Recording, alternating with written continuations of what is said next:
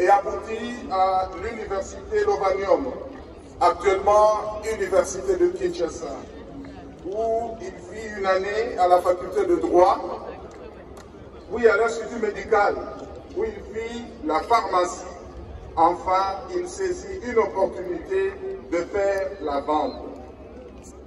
Dans sa vie professionnelle, il travaille pendant plusieurs années comme gérant des établissements Litomobot, notamment le supermarché Tembenateme, dont il démissionne sur recommandation divine pour s'occuper en temps plein de son œuvre.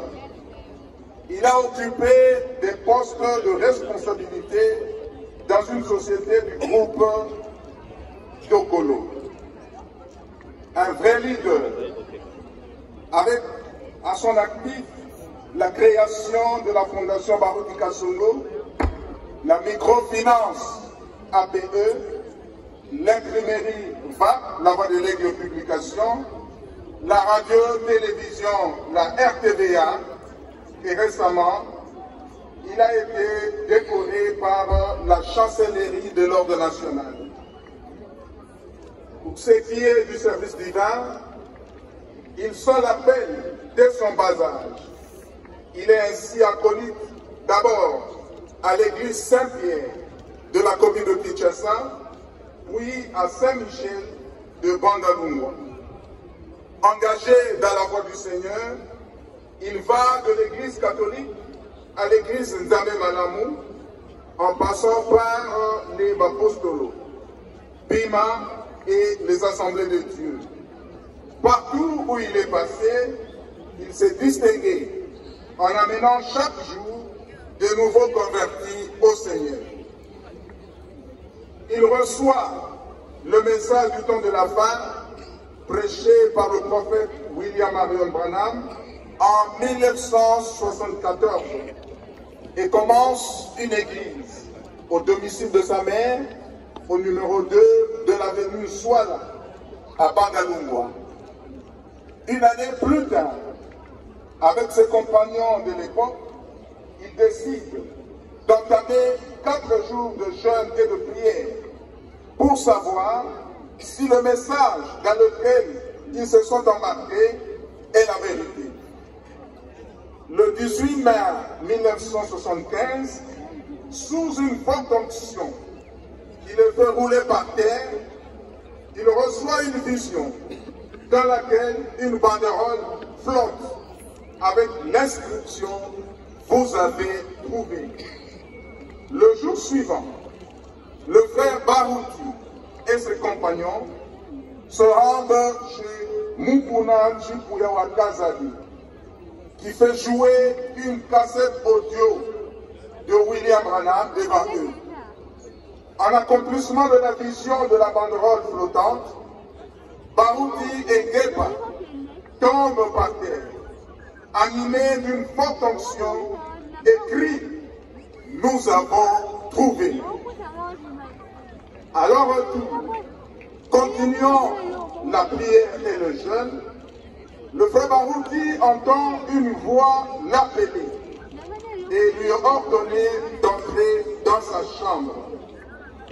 Dieu lui parle depuis une flamme de feu et lui donne 3 clés, à savoir, premièrement, tu es prédicateur.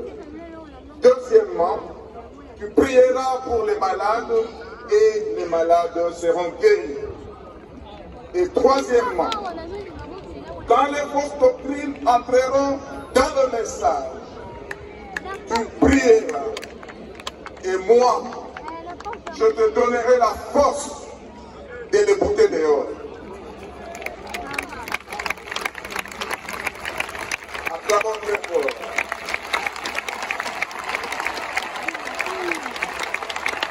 Ce sont les 3 cycles qu'il a reçus dans sa commission en tant que ministre de l'Évangile. Par la suite, le groupe de Baruti décide de se joindre à celui de Feu Mukuna. Ce dernier, par recommandation divine, place 3 pasteurs, à savoir Mbombo Papemoueli, Kanda Kazali et Barouti Kassongo. Après plusieurs accrochages avec Mokuna, au début des années 1980, la majorité décide de les quitter. Et c'est la naissance de l'Assemblée chrétienne de Rigini. Le frère Barouk quitte le pastorat et œuvre comme évangéliste, allant à l'Équateur, au Katanga, au Bandundu, à Brazzaville et ailleurs pour prêcher la parole de Dieu. Le Seigneur confirmant sa parole par de grands miracles parmi son peuple. En 1990, à la suite de la démission du pasteur Momo, responsable principal de l'Assemblée chrétienne de Rigini, le frère Barouti, aspirant à la charge de la conduite de la plus grande église du message de l'époque, en est voté pasteur. Sous son leadership, au mois de juin 1993, l'Église expérimente une grande effusion du Saint-Esprit.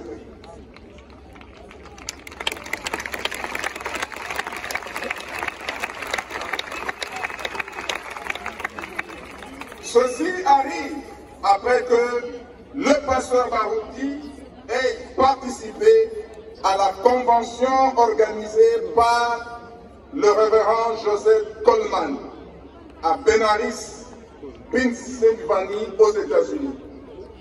Ce dernier avait été ordonné au ministère par le prophète William Marion Branham. En effet, le pasteur Barouti voulait rencontrer le révérend Joseph Coleman, car ce dernier avait reçu son onction de William Branham. De plus, le révérend Joseph Coleman était très considéré par les hommes de Dieu de l'époque, grâce aux miracles que Dieu opérait dans son ministère. À la veille de cette convention, le pasteur Barouti prit toute la nuit et dit à Dieu de mettre dans la bouche de Coleman ces paroles: tu es plein feu et bon pour le service. Le lendemain, alors que Coleman s'apprête à lire la Bible pour commencer sa prédication, il descend et fait dire à Barouti par un interprète: Dieu m'a dit de te dire, tu es plein feu et bon pour le feu.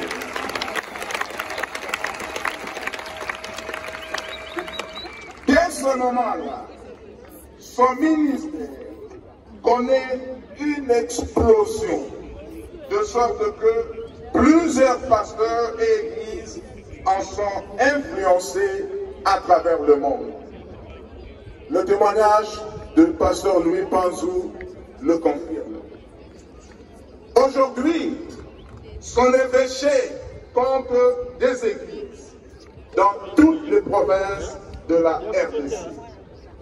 Et partout dans le monde, il a été à l'origine de l'ouverture de plusieurs églises qu'il soutenait financièrement dans le monde entier.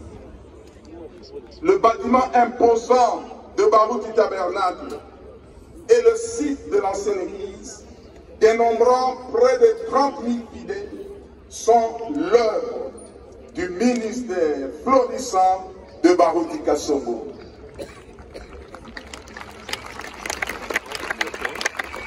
Son indéfectible amour pour le peuple de Dieu l'a conduit à initier des églises autonomes de proximité pour résoudre le problème de la distance entre l'église mère et le lieu d'habitation de certains fidèles.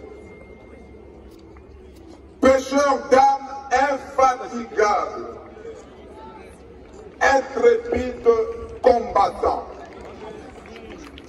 comme le dit son nom, Baroudi, poudre de chasse. Avec le même thème, Docteur Jésus, le pasteur Baroudi a sillonné le monde par des campagnes d'évangélisation sanctionnées par des guérisons des âmes et des malades, ainsi que la délivrance des captifs par dizaines de milliers. Par son ministère et par ses enseignements, il a démontré que le Dieu de Branham n'est pas mort avec le prophète.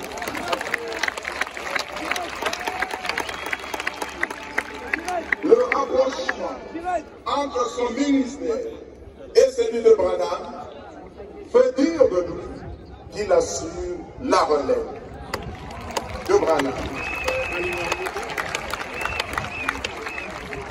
Un homme humble, son ministère a su sortir Dieu de l'histoire et démontrer par ses enseignements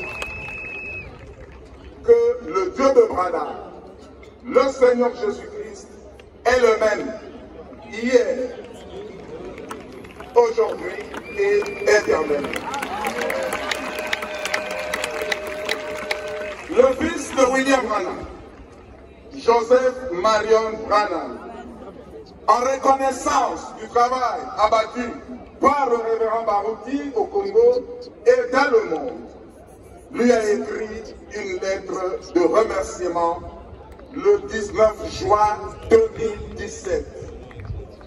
Lors de la commémoration de ses 70 ans d'âge, un extrait de cette lettre reprend: les efforts que vous avez consentis depuis ce moment-là ont eu un impact incommensurable sur beaucoup de saints de Dieu et ont provoqué l'expansion du message de manière puissante dans tout votre pays.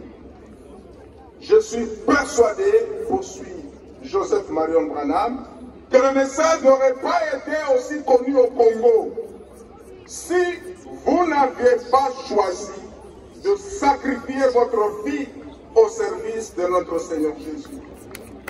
Et je crois, poursuit Joseph Branham, je crois que seule l'éternité témoignera de l'impact que vous avez eu sur les pauvres, pas seulement au Congo, mais à travers le monde.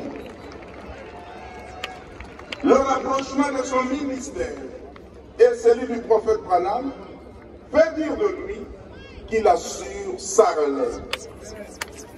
De plus, l'apparition de la nuée dans le ciel lors de la campagne d'évangélisation de Kisangani le 10 mars 2023, presque identique à celle de Branham il y a 60 ans, en est un témoignage éloquent.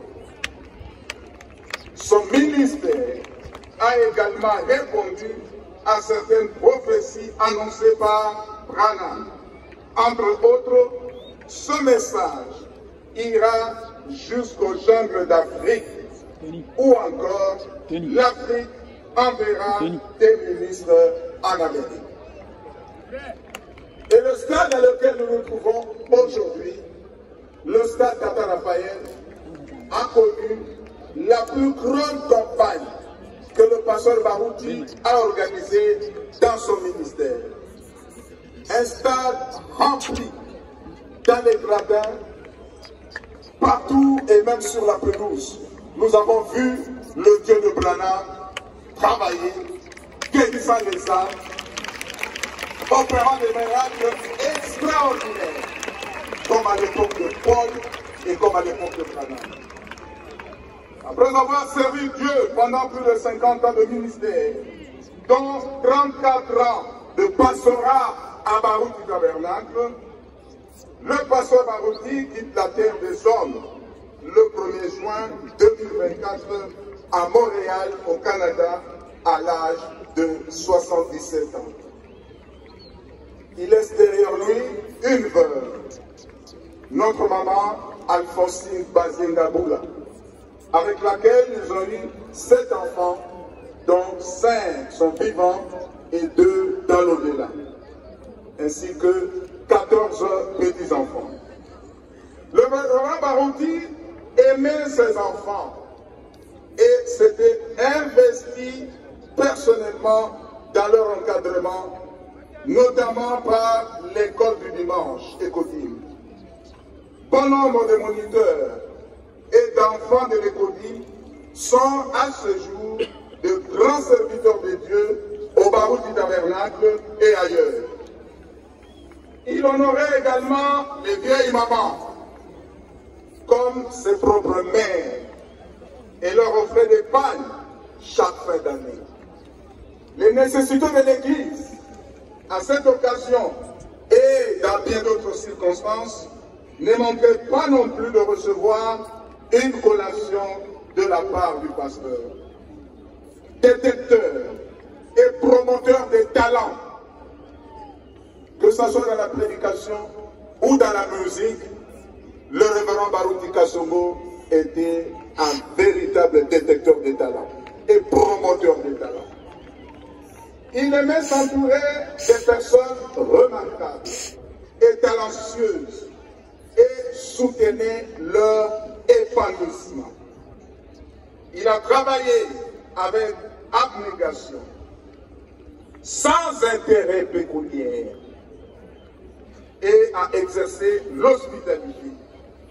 Barouti Kasongo tendait la main à tout nécessiteux qui approchait son auguste personne.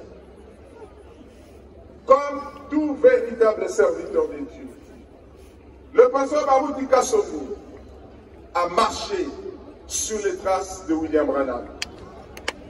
Il a marché sur les traces de l'apôtre Paul. L'apôtre Paul, à un moment de sa vie, il pouvait dire: nous qui serons restés vivants, nous ne dévancerons pas ceux qui sont morts. Il croyait à cela. Barouti Kasongo aussi, de son vivant, il croyait qu'il sera vivant jusqu'à l'enlèvement du Seigneur. L'apôtre Paul, sentant son départ imminent, il a appelé tous les anciens d'Éphèse. Il leur a dit: c'est la dernière fois que vous voyez mon visage. Barouti Kasongo aussi, se sentant son départ imminent, il a dit: Malayasuka Bomona Elongirangai. La fin de sa vie et de sa mission sur la terre était terminée. Mosala Nzambe apesaki ngai nasala na mokili esili. Tokokutana wapi? Na Lola. Que le Seigneur vous bénisse. Nous disons paix à ce grand héros de la joie, paix à son âme. Je vous remercie.